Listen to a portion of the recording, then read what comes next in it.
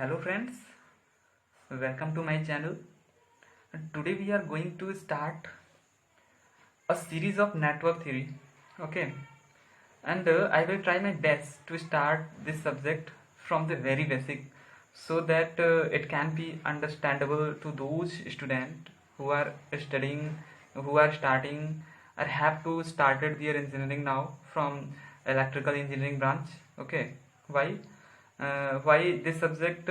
Because if this subject is clear, then all the further core subjects like power system, power electronics, and analog electronics will become very easy for us. Okay, तो start करते हैं network theory को एकदम basic से। और ये जो subject है ये आई थिंक बीटेक और डिप्लोमा या फिर कोई भी वैसे बीटेक या डिप्लोमा लेवल के लिए नेटवर्क लगभग सेम ही होता है। कुछ जो इनमें चैप्टर्स हैं, कुछ वैसे चैप्टर्स, उनको हम अलग कर देंगे, एक प्लेलिस्ट बना देंगे।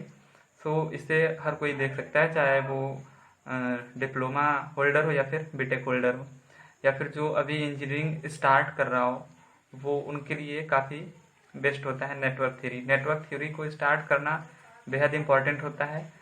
जैसे जैसे हम नेटवर्क थ्योरी कवर कर लेंगे वैसे वैसे सारे सब जितने भी और अदर कोर सब्जेक्ट्स हैं वो क्या होते हैं, इन्हीं का एक मिक्सर, इन्हीं का मिक्स होता है। ठीक है, तो आइए देखते हैं, स्टार्ट करते हैं नेटवर्क थ्योरी को। तो सबसे पहले हम बात करेंगे नेटवर्क। नेटवर्क का मतलब क्या होता है? सिंपली नेटवर्क का मतलब एक जाल होता है। अब यदि इलेक्ट्रिकल इंजीनियरिंग बात करें तो इस जाल में क्या क्या चीज़ें होंगी, तो इस जाल में मेनली जो हम पढ़ेंगे वो क्या होंगे, तीन चीज़ें होंगे। क्या क्या?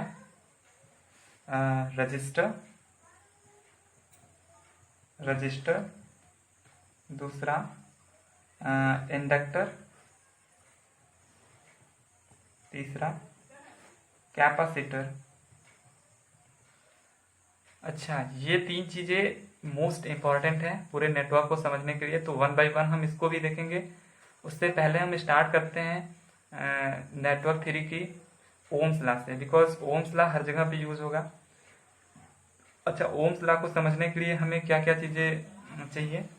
हमें एक तो रजिस्टर पता होना चाहिए, रजिस्टर क्या होता है या फिर रेजिस्टेंस क्या होता है, और वोल्टेज क्या होता है। ये सब नाम सुना हुआ लग रहा है, जो हम बचपन में पढ़ते आ रहे थे।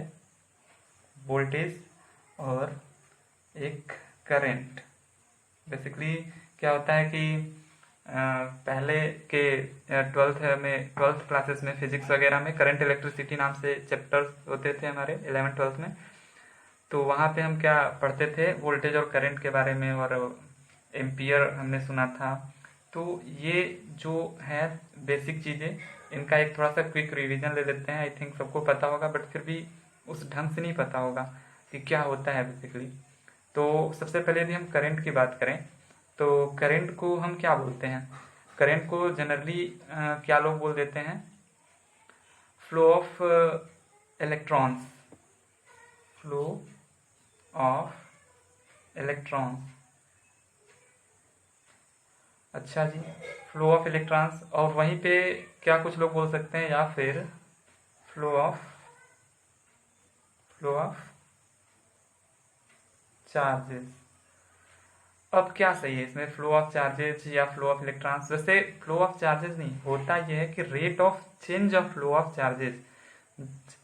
रेट मतलब रेट का मतलब होता है with respect to time, charge में क्या चेंज, क्या बदलाव आ रहा है, उसकी वजह से करंट प्रोड्यूस होती है। ठीक है, तो ये जो दोनों डेफिनेशंस है, इनको यदि हम समझें, फॉर एग्जांपल यदि हम कोई एक मेटल प्लेट ले लेते हैं, ठीक है, ये जैसे कोई हमने मेटल प्लेट ले लिया, तो इस मेटल प्लेट में क्या होगा, कुछ इसके अंदर इलेक्ट्रॉन्स होंगे, कुछ इलेक्ट्रॉन्स होंगे। यदि हम इसको हीट करें या फिर कुछ हैमरिंग वगैरह करें तो इसके इलेक्ट्रॉन्स फ्री हो जाएंगे। इलेक्ट्रॉन्स फ्री होने से क्या होगा कि ये रैंडमली मूव करेंगे, बट इनको फ्री करने के लिए हम क्या कर सकते हैं, एक बैटरी भी कनेक्ट कर सकते हैं। जैसे ही हम यहाँ पे कोई एक बैटरी कनेक्ट करते हैं, बैटरी अगर कनेक्ट कर देते हैं तो क्या करेगा, ये इलेक्ट्रॉन्स को एक्साइट करेगा। एक्साइट करने से क्या होंगे, इलेक्ट्रॉन का फ्लो होगा, और इसके फ्लो होने की वजह से क्या होगा, करंट प्रोड्यूस होगी। यदि इस बैटरी को हम क्या कर दें, कनेक्ट कर दें तो ठीक है, यहाँ पे कोई वोल्टेज अप्लाई कर देते हैं। अब यहाँ पे हम क्या देखें कि करंट जो फ्लो हुई वो इलेक्ट्रॉन्स की वजह से फ्लो हुई, इलेक्ट्रॉन की वजह से प्रोड्यूस हो रही है करंट। बट वहीं अगर हम बात करें कि इसी वायर को यहाँ से हम क्या करते हैं, मान लीजिए कोई हम एक बर्तन ले लेते हैं, उसमें पानी ले लेते हैं, वाटर। अब इसमें क्या होगा, यदि इसमें कनेक्ट कर देते हैं वायर को, और सपोज करिए कि इसमें क्या प्रेजेंट है, NaCl, तो अब यहाँ पे जो करंट प्रोड्यूस होगी वो किसकी वजह से होगी, ये यदि प्लस और ये माइनस, Na प्लस और Cl माइनस, तो यहाँ पे हम देख सकते हैं ये करंट जो प्रोड्यूस हो रही है हमें दिख रही है कि इलेक्ट्रॉन्स की वजह से। तो यहाँ पे दिख रहे हैं कि हाँ, चार्जेस की वजह से या आयंस की वजह से। तो हम बेसिकली कह सकते हैं कि ये जितने डेफिनेशंस है सब सेम हैं।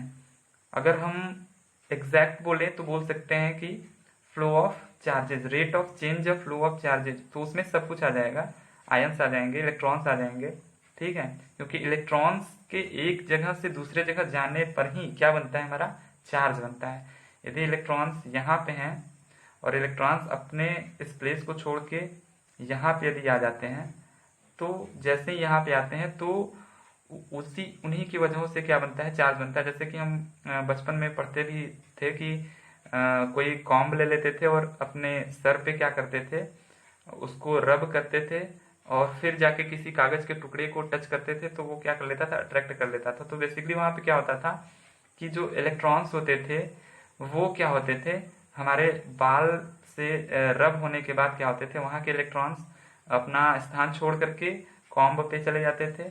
जैसे ही कॉम्ब पे चले जाते थे तो वहाँ पे कुछ चार्ज जनरेट हो जाती थी, चार्ज जनरेट हो जाते थे तो वो क्या करते थे, किसी चीज़ को अट्रैक्ट कर लेते थे, जितने इलेक्ट्रॉन्स होते थे उनको अट्रैक्ट कर लेते थे, किसी दूसरे चीज़ के इलेक्ट्रॉन्स को, ठीक है। तो वही यहाँ पे भी हो रहा है, वही यहाँ पे भी मैं बताना चाह रहा हूँ कि अब अगर चार्ज क्या देते हो तो उसमें सब कुछ आ जाता है, ठीक है। तो ये तो रहा थोड़ा सा करंट के बारे में। बट अब हमको क्या समझना है, यदि हम ओम्स लॉ की तरफ बढ़ें तो ओम्स लॉ के लिए हमको करंट की नीड होगी, वोल्टेज की नीड होगी, ठीक है, और रेजिस्टेंस की नीड होगी। बेसिकली क्या पढ़ लेते हैं कि ओम्स लॉ क्या होता है कि when physical and when physical conditions like pressure, temperature is constant, then I is proportional to V। Okay, यही पढ़ते आए हम लोग कि क्या होता है वहाँ पे I is proportional to V।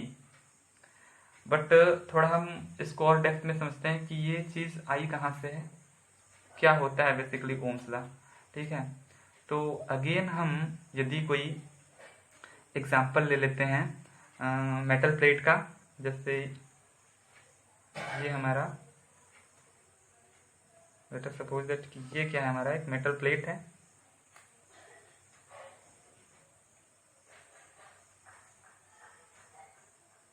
ठीक। अब इसमें से हम एक cross section, imaginary cross section assume कर लेते हैं। इमेजिनरी क्रॉस सेक्शन एज्यूम हमने कर लिया। अब हमको क्या करना है कि इलेक्ट्रॉन्स के अंदर, अब इसमें कुछ इलेक्ट्रॉन्स होंगे इस मेटल प्लेट में।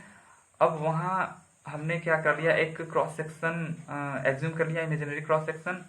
अब इसी क्रॉस सेक्शन पे एट अ पर्टिकुलर टाइम, इसकी लेंथ मान लीजिए यदि L है और ये क्रॉस सेक्शनल एरिया यदि इसकी A हो, तो एट अ पर्टिकुलर टाइम पे एक हमने इमेजिनरी क्रॉस सेक्शन एज्यूम कर लिया। अब इसी पर्टिकुलर टाइम पे हम देखेंगे इलेक्ट्रॉन्स के साथ क्या छेड़खानी हो रही है, ठीक है।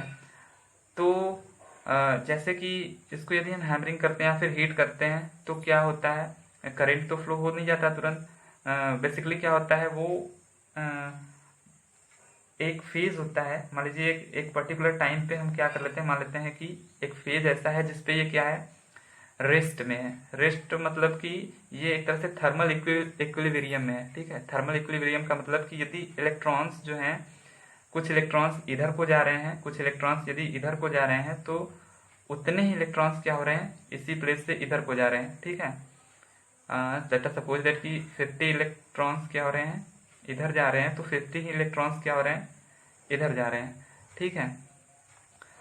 तो कहने का मतलब ये है कि जब ये इलेक्ट्रॉन्स इक्वल अमाउंट में इस प्लेस से, इस इमेजिनरी क्रॉस सेक्शन से इधर जा रहे हैं और इधर जा रहे हैं, तो ऐसे कंडीशंस में हम इसको बोल सकते हैं कि ये क्या है, थर्मल इक्विलिब्रियम में है। ओके, बट हमें क्या चाहिए, हमें तो करंट को फ्लो कराना है। करंट को फ्लो कराने के लिए इनकी जो नेट मूवमेंट होनी चाहिए वो क्या होनी चाहिए, किसी एक डायरेक्शन में प्रोजेक्टेड होनी चाहिए। अब एक डायरेक्शन में प्रोजेक्ट करने के लिए हमें क्या करना होगा, कोई ना कोई तो इससे फोर्स अप्लाई करना ही होगा। अब कोई फोर्स अप्लाई करना होगा, कैसे फोर्स अप्लाई करें, इसको किसी तरह से एक्साइट किया जाए, कैसे एक्साइट किया जाए, तो उसके लिए हमें क्या करना होगा, इस मेटल प्लेट को इलेक्ट्रिक फील्ड में रखना होगा, ठीक है। अब लीजिए इलेक्ट्रिक फील्ड, एक नई टर्म आ गई, इलेक्ट्रिक फील्ड। इलेक्ट्रिक फील्ड, अब ये इलेक्ट्रिक फील्ड क्या होता है, तो इलेक्ट्रिक फील्ड बेसिकली क्या होता है कि ये भी हमने बचपन में पढ़ रखा है कि force experienced bye a charge, force experienced bye a charge. यदि कोई चार्ज है, यदि उस पर कोई फोर्स लग रहा है और चार्ज क्या महसूस कर रहा है, कोई फोर्स महसूस कर रहा है, तो कहते हैं कि वो इलेक्ट्रिक फील्ड की वजह से हो रहा है। तो इसकी डेफिनेशन जो होती है वो फोर्स पर यूनिट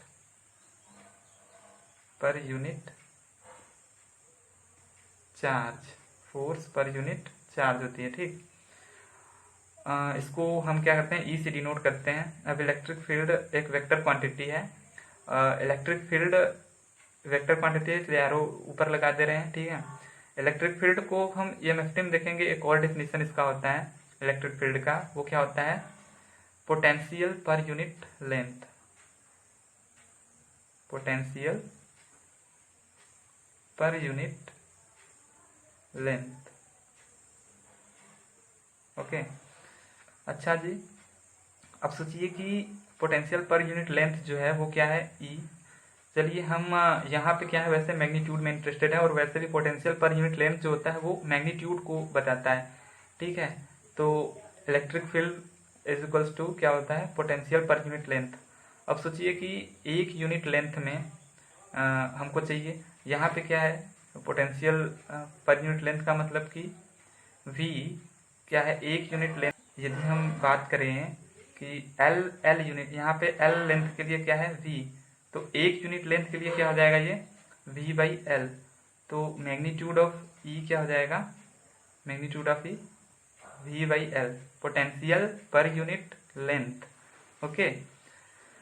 तो ये हमारे डेफिनेशन है, ईएमएफटी में देखेंगे इसको, ईएमएफटी में इलेक्ट्रिक फील्ड को ऐसे हम डिफाइन करेंगे। और क्या होता है, फोर्स पर यूनिट चार्ज, ठीक है।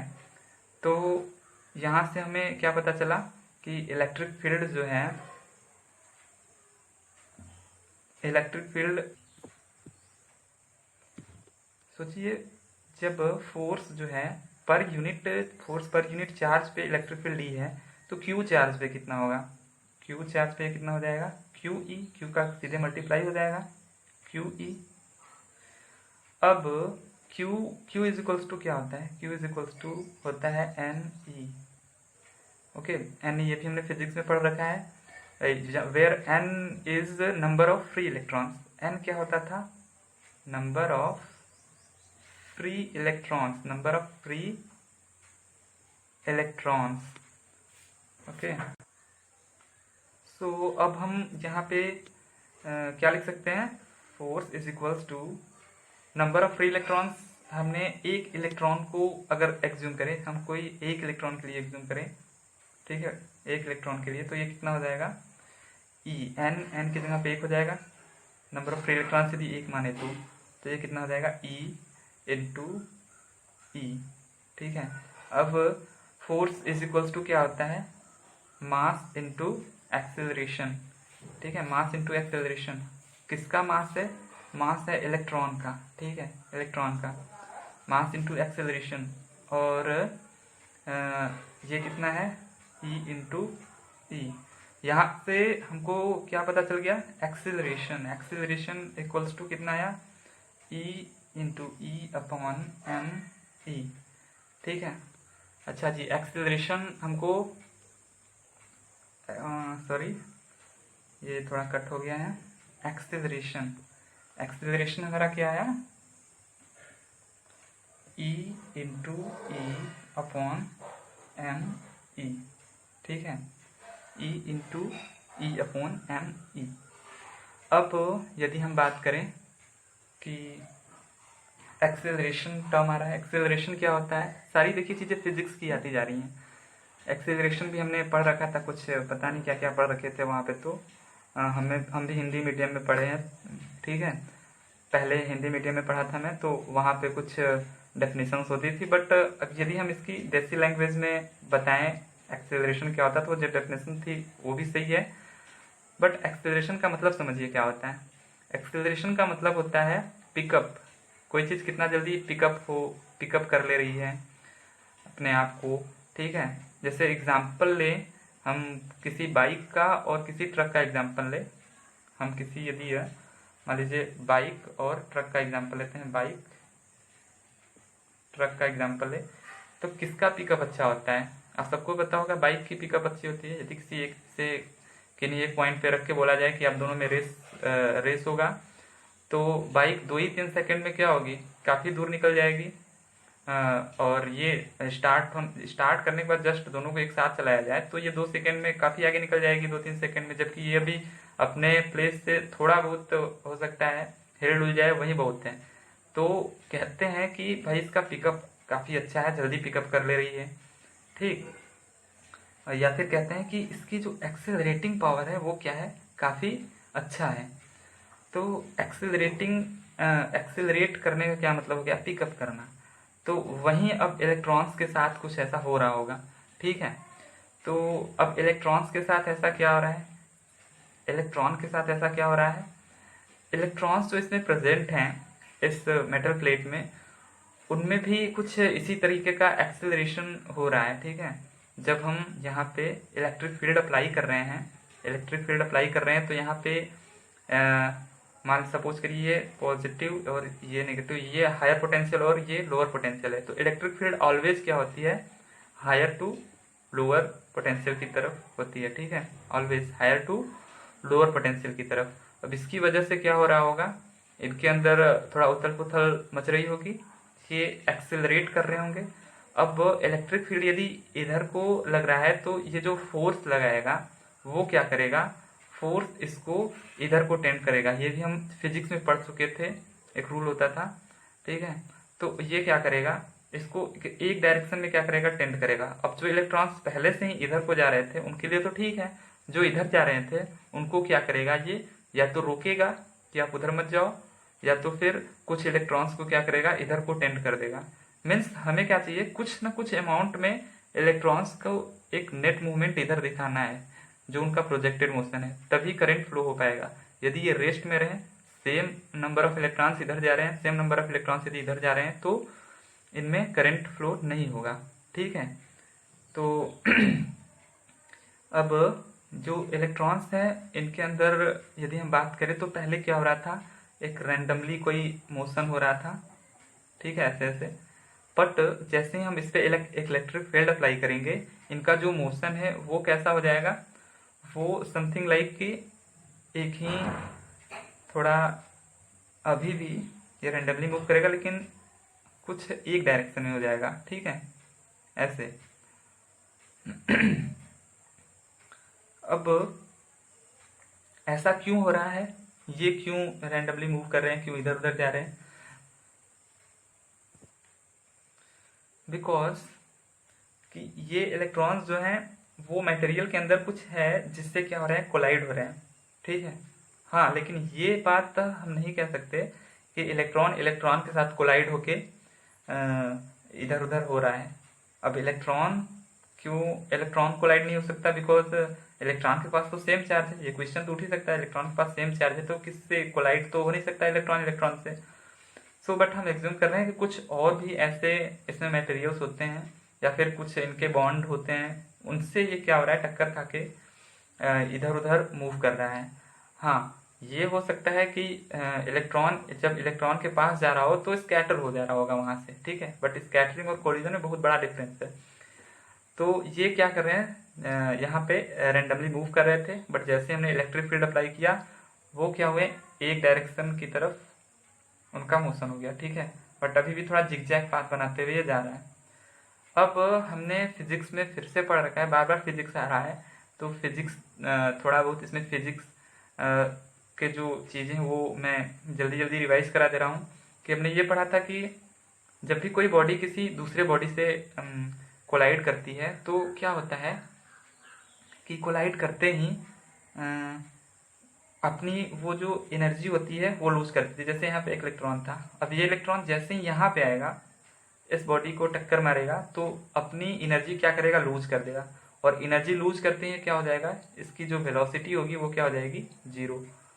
मीन्स अब ये इसकी जो इनिशियल वेलोसिटी क्या हो जाएगी, वो जीरो हो जाएगी, ठीक है। और यहाँ से यहाँ तक आने में सोचिए ये जो टाइम ली होगी वो भी कुछ टाइम ली होगी, उस टाइम को हम क्या बोलते हैं, कोलिजन टाइम, जिसको हम टाउ से डिनोट कर रहे हैं। कोलिजन टाइम क्या है, कोलिजन टाइम बेसिकली ये एक एवरेज टाइम है।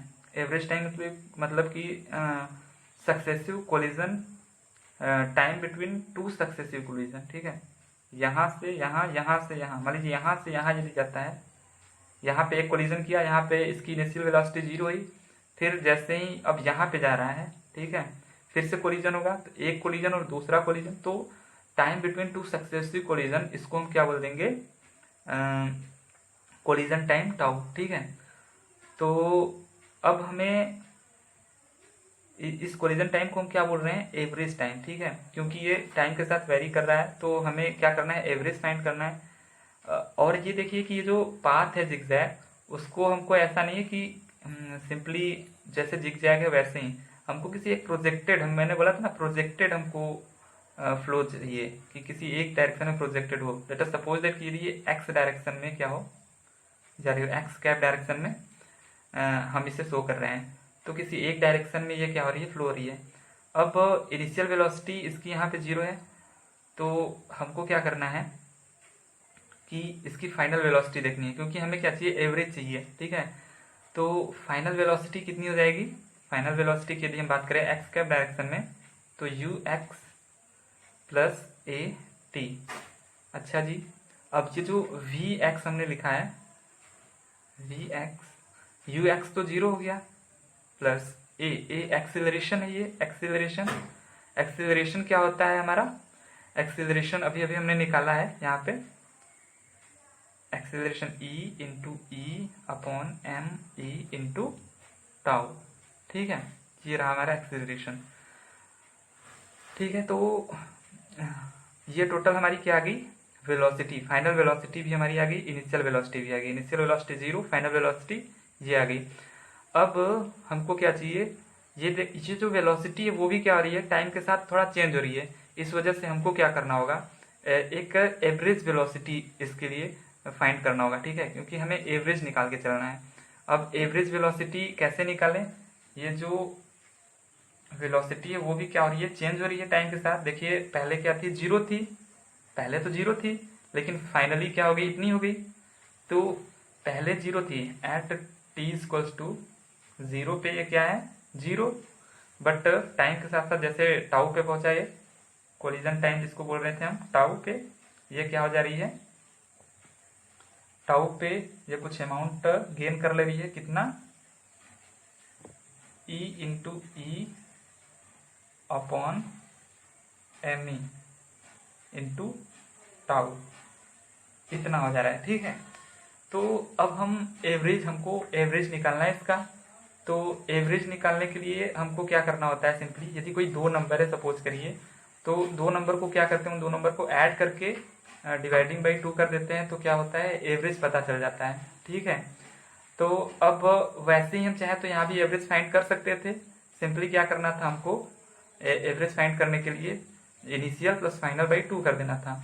ठीक है, तो वो भी एक मेथड था। और एक और मेथड ये है कि एवरेज जो होता है वो क्या होता है, एवरेज जो होता है area under the curve, area under the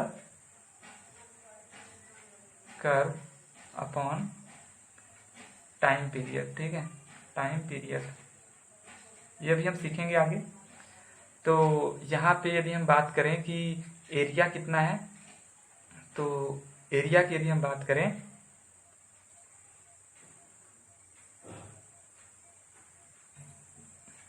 यहाँ से देखिए, राइट एंगल ट्रायंगल का एरिया हमको पता है 1/2 into height into base. Height कितना है, E into tau upon M E into base कितना है, टाउ। अब अपॉन टाइम पीरियड, अब ये कुछ ऐसे हो रहा था, मीन्स ये हम आगे तक दिखा सकते हैं। ठीक है, तो टाइम पीरियड कितना है यहाँ पे टी, ठीक है, या फिर टोटल टाइम कह सकते हैं, तो वो टाउ है। टाउ से टाउ यदि हम काट दें तो अब जो हमारा एरिया बन के आएगा वो क्या आएगा, एरिया, सॉरी ये एरिया हमने निकाला, तो जो एवरेज बन के आएगा वो क्या आएगा, average velocity. Average velocity VD से यदि हम इसको डिनोट करें तो एवरेज वेलोसिटी क्या आएगा, ये E into E upon tau upon M to M E. ठीक है, ये जो है एवरेज वेलोसिटी हमारी वीडी आई। तो ठीक है, ये इम्पॉर्टेंट है, इसको हमको थोड़ा माइंड में रखना होगा, बिकॉज इसी की हेल्प से हम क्या करेंगे, थोड़ा आगे भी डेराइव करेंगे। तो आई थिंक हम इस लेक्चर में इतना ही करते हैं। जस्ट इसके आगे हम ओम्स लॉ को डेराइव करेंगे with the help of average velocity, देखेंगे। ठीक है, ये तो थोड़ा हमने कुछ बेसिक चीज़ें बताई, थोड़ा इसके डेप्थ में गया। ठीक है, अब आगे हम धीरे धीरे देखते हैं कैसे ओम्स लॉ डेराइव हुआ। ओम्स लॉ आप देखिएगा, थोड़ा मज़ेदार आएगा। ठीक है, तो आज के लिए इतना ही करते हैं। Okay, thank you.